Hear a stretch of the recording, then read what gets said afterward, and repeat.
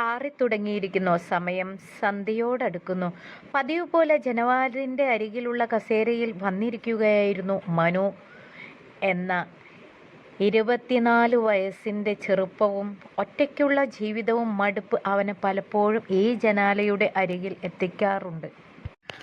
അവന്റെ ലോകം ആ ജനാലയിലൂടെ കാണുന്ന കാഴ്ചകളായിരുന്നു. പ്രത്യേകിച്ചും എതിർവശത്തെ വീട്ടിലെ കാഴ്ചകൾ. ആ വീടിനൊരു പ്രത്യേകതയുണ്ടായിരുന്നു.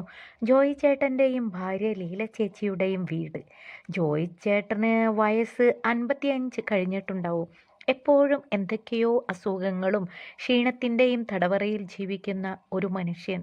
എന്നാൽ ലീല ചേച്ചി മനുവിൻ്റെ കണ്ണുകൾ എപ്പോഴും തേടുന്നത് ആ രൂപത്തെയാണ്. 45 വയസ്സുണ്ടെന്ന് ആരെങ്കിലും പറഞ്ഞാൽ വിശ്വസിക്കാൻ പ്രയാസമുണ്ട്. ഈ പ്രായത്തിലും എങ്ങനെയാണ് ഒരാൾക്ക് ഇത്രയധികം സൗന്ദര്യം നിലനിർത്താൻ കഴിയുന്നത്? മനു പലപ്പോഴും സ്വയം ചോദിച്ചിട്ടുണ്ട്. വെളുത്തു തുടുത്ത ശരീരം, ആവശ്യത്തിന് താടിയുള്ള ഒതുക്കമുള്ള രൂപം. സാരിയുടുത്ത് കാണാനായി അവനേറെ ഇഷ്ടം. സാരി ഉടുത്താലാണ് അവരെ കാണാൻ ഒരു പ്രത്യേക ചന്തം തന്നെയായിരുന്നു. ഇന്നും പതിവ് തെറ്റിയില്ല. മഴ ചെറുതായി നനഞ്ഞു. മുറ്റത്ത് നിന്ന് തുണികൾ എടുക്കുകയായിരുന്നു ലീല ചേച്ചി. ഒരു കടും നീല നിറത്തിലുള്ള നൈറ്റിയാണ് വേഷം. മഴച്ചാറ്റലിൽ നൈറ്റി ശരീരത്തോട് ഒട്ടിച്ചേർന്നിരിക്കുന്നു. അതിൻ്റെ വ്യക്തതയിൽ അവരുടെ സൗന്ദര്യം എടുത്തു കാണിക്കുന്നുണ്ടായിരുന്നു. മുടി പിന്നോട്ട് വലിച്ചു കെട്ടിയിരിക്കുന്നു. നനഞ്ഞ ചില മുടിയഴകുകൾ മുഖത്തേക്കും കഴുത്തിലേക്കും വീണു കിടക്കുന്നു. തുണികൾ ഓരോന്നായി എടുത്ത് കയ്യിലെ ബക്കറ്റിലേക്ക് ഇടുമ്പോൾ, ഓരോ തവണ തുണിയെടുത്ത് ബക്കറ്റിലേക്ക് ഇടുമ്പോഴും അവൻ്റെ കണ്ണുകൾ അവരുടെ സൗന്ദര്യത്തെ ഒഴിയുകയായിരുന്നു. ശരിക്കും പറഞ്ഞാൽ അവരുടെ സൗന്ദര്യം അവൻ വ്യക്തമായി കാണുന്നുണ്ടായിരുന്നു. അവൻ ശ്വാസമടക്കി ആ കാഴ്ച കണ്ടിരുന്നതേയുള്ളൂ. അവൻ്റെ ശരീരത്തിലൂടെ ഒരു മിന്നൽ പിളർ പാഞ്ഞുപോയി. അവൻ്റെ നിയന്ത്രണം നഷ്ടപ്പെടുന്ന പോലെ തോന്നി അവന്. പെട്ടെന്നാണ് ലീല ചേച്ചി തലയുയർത്തി നോക്കിയത്. കൃത്യം അവൻ്റെ ജനാലിന് നേരെ. ഒരു നിമിഷം അവരുടെ കണ്ണുകൾ തമ്മിലുടഞ്ഞു. മനു പെട്ടെന്ന് പതറിപ്പോയി. അവൻ വേഗം ജനാലിൽ നിന്ന് പിന്നോട്ട് വലിയാൻ ശ്രമിച്ചു. പക്ഷേ ലീല ചേച്ചിയുടെ മുഖത്ത് ദേഷ്യമോ വെറുപ്പോ ഇല്ലായിരുന്നു. നേരിയൊരു പുഞ്ചിരിയായിരുന്നു. തന്നെ ശ്രദ്ധിക്കേണ്ടെന്നറിഞ്ഞിട്ടുള്ള ഒരു കള്ളച്ചിരി. അവർ ഒന്നും സംഭവിക്കാത്തതുപോലെ തുണികളും എടുത്ത് അകത്തേക്ക് കയറിപ്പോയി. പക്ഷെ ആ നോട്ടവും ചിരിയും മനുവിൻ്റെ ഉള്ളിൽ ഒരു കൊടുങ്കാറ്റ് തന്നെ സൃഷ്ടിച്ചു. അതൊരു സമ്മതമായിരുന്നോ അതോ വെറുമൊരു തോന്നലോ? അവൻ കസേരയിൽ നിന്ന് എഴുന്നേറ്റ് മുറിയിലൂടെ അങ്ങോട്ടും ഇങ്ങോട്ടും നടന്നു. ലീല ചേച്ചിയുടെ രൂപം അവൻ്റെ മനസ്സിൽ നിന്ന് മായുന്നുണ്ടായിരുന്നില്ല. നനഞ്ഞ നൈറ്റിൽ അവരുടെ സൗന്ദര്യത്തെ കണ്ട ആ കാഴ്ച അവൻ്റെ ശരീരമാകെ ചൂട് പിടിക്കാൻ തുടങ്ങി. കുറച്ചു കഴിഞ്ഞപ്പോൾ അവരുടെ അടുക്കളയിലെ ലൈറ്റ് തെളിഞ്ഞു. ജനാലിലൂടെ അവരെ വീണ്ടും കാണാമായിരുന്നു.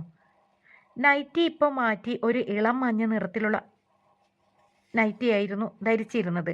മുടി അഴച്ചിട്ട് തോർത്തും കൊണ്ട് തുവർത്തുന്നു. അടുക്കളയിൽ നിന്ന് വരുന്ന വെളിച്ചത്തിൽ അവരുടെ നിഴൽ ഭിത്തിയിൽ വലുതായി കാണപ്പെട്ടു. മനു വീണ്ടും ജനാലിൻ്റെ അരികിലേക്ക് വന്നു. അവരെ തന്നെ നോക്കി നിന്നു. ഇത്തവണ അവർ അവനെ ശ്രദ്ധിച്ചില്ല. അടുക്കളയിലെ ജോലികളിൽ മുഴുകിക്കൊണ്ടേയിരിക്കുമായിരുന്നു. അപ്പോഴാണ് ജോയി ചേട്ടൻ്റെ ചുമ കേട്ടത്. അതൊരു ഓർമ്മപ്പെടുത്തലായിരുന്നു. ആ വീട്ടിൽ ലീലേച്ചി തനിച്ചല്ല, അവരുടെ ഭർത്താവുമുണ്ട്. പക്ഷെ ആ മനുഷ്യൻ്റെ സാന്നിധ്യം മനുവിൻ്റെ ചിന്തകളെ തടയിടാൻ മാത്രം ശക്തമായിരുന്നില്ല. അവൻ്റെ മനസ്സ് നിറയെ ലീലച്ചേച്ചി മാത്രമായിരുന്നു. എങ്ങനെയും അവരോടൊന്ന് സംസാരിക്കണം, ഒന്ന് അടുത്ത് ഇടപഴകണം. അതിനൊരവസരം ഒത്തുവരുമോ അവൻ ആഗ്രഹിച്ചു. മഴ ശക്തിപ്പെട്ടു പുറത്ത് ഇരുട്ട് വീണു. പക്ഷെ മനുവിൻ്റെ മനസ്സിൽ ലീലച്ചേച്ചി തെളിയിച്ച പ്രകാശത്തിന് ഒരു മങ്ങലുണ്ടായിരുന്നില്ല. അതൊരു തുടക്കമായിരുന്നു. മോഹങ്ങളുടെയും ആഗ്രഹങ്ങളുടെയും ഒരു പുതിയ തുടക്കം. മഴയുടെ ശബ്ദം മാത്രമായിരുന്നു ആ മുറിയിൽ. ജനാലിലൂടെ ലീല ചേച്ചിയുടെ അടുക്കളയിലേക്ക് നോക്കിയിരിക്കുമ്പോൾ സമയം പോകുന്നത് മനു അറിഞ്ഞില്ല. അവരുടെ ഓരോ ചലനവും അവൻ ഒപ്പിയെടുക്കുന്നുണ്ടായിരുന്നു. പാചകത്തിനിടയിൽ അവർ നെറ്റിയിലേക്ക് വീണ മുടിയിഴകൾ ഒതുക്കി വെക്കുന്നതും പാത്രങ്ങൾ കഴുകുമ്പോൾ വെള്ളം തെറിപ്പിച്ച് മാക്സിയിൽ നനവുണ്ടാക്കുന്നതുമെല്ലാം അവ ശ്രദ്ധിച്ചു. അവൻ്റെ ചിന്തകൾ കാടു കയറുകയായിരുന്നു. ലീല ചേച്ചിയുടെ ആ നോട്ടം, ആ ചിരി, അതവനെ വല്ലാതെ അലട്ടി. വെറുതെയാണെങ്കിൽ പോലും ഒരു പുരുഷൻ ശ്രദ്ധിച്ച് തീവ്രതയോടെ നോക്കുന്നത് ഒരു സ്ത്രീയും ഇഷ്ടപ്പെടും ഇല്ല എന്ന് അവന് അറിയാമായിരുന്നു. പക്ഷേ ലീല ചേച്ചിക്ക് എൻ്റെ നോട്ടം ഇഷ്ടപ്പെട്ടെന്ന് അവന് ഉറപ്പായി. ടപ്പ് പെട്ടെന്നൊരു ശബ്ദത്തോടെ മുറിയിലെ വെളിച്ചം അണഞ്ഞു. കറണ്ട് പോയി. പുറത്തു കൂരിരുട്ട്. മഴയുടെ ശബ്ദത്തിന് ശക്തി കൂടിയതുപോലെ തോന്നി. മനു ഒരു നിമിഷം തരിച്ചു നിന്നുപോയി. പിന്നെ അവൻ്റെ കണ്ണുകൾ എതിർവശത്തെ വീട്ടിലേക്ക് പാഞ്ഞു. അവിടെയും ഇരുട്ടാണ്. അവരുടെ വീട്ടിലും കറണ്ട് പോയിരിക്കുന്നു. അവൻ്റെ ഹൃദയമിടിപ്പ് കൂടി. ഇതൊരവസരമാണ്. അവൾക്കൊരു സഹായം വേണോ എന്നറിയാലോ. അല്ലെങ്കിൽ വെറുതെ ഒന്ന് സംസാരിക്കാം. ജോയി ചേട്ടൻ കൂടെയുള്ളത് ഒരു പ്രശ്നമാണ്. പക്ഷേ ഈ ഒരു അവസരം പാഴാക്കാൻ അവൻ തയ്യാറായില്ല. അവൻ വേഗം ഷർട്ടൊക്കെ എടുത്ത് മുറിയിൽ തപ്പിത്തടഞ്ഞ് മൊബൈൽ ഫോൺ കയ്യിലെടുത്ത് അതിൻ്റെ ഫ്ലാഷ് ലൈറ്റ് ഓൺ ചെയ്ത്, എന്തു പറഞ്ഞിട്ടാണ് ഇപ്പം ഞാൻ അങ്ങോട്ട് ചെല്ലുക? കറണ്ട് പോയത് കൊണ്ട് പേടിച്ചോ എന്നറിയാൻ വന്നതാണെന്ന് പറഞ്ഞാൽ അതൊരു പരിഹാസ്യമാകും. മെഴുതിരിയുണ്ടോ എന്ന് ചോദിക്കുന്നതാണ് നല്ലത്. അതൊരു നല്ല കാരണമായി മനുവിൻ്റെ മനസ്സിലോടി. അവൻ വാതിൽ തുറന്ന് പുറത്തിറങ്ങി. മഴച്ചാറ്റിൽ അവൻ്റെ മുഖത്തേക്ക് അടിച്ച് ചെരുപ്പിടാതെ നനഞ്ഞ് സിമൻറ്റ് തറയിലൂടെ അവൻ വേഗം അവരുടെ ഗേറ്റിനടുത്തേക്ക് നടന്നു. ഗേറ്റ് ചാരിയിട്ടതേയുള്ളൂ. അവൻ പതുക്കെ അത് തുറന്ന് അകത്തേക്ക് കിടന്നു.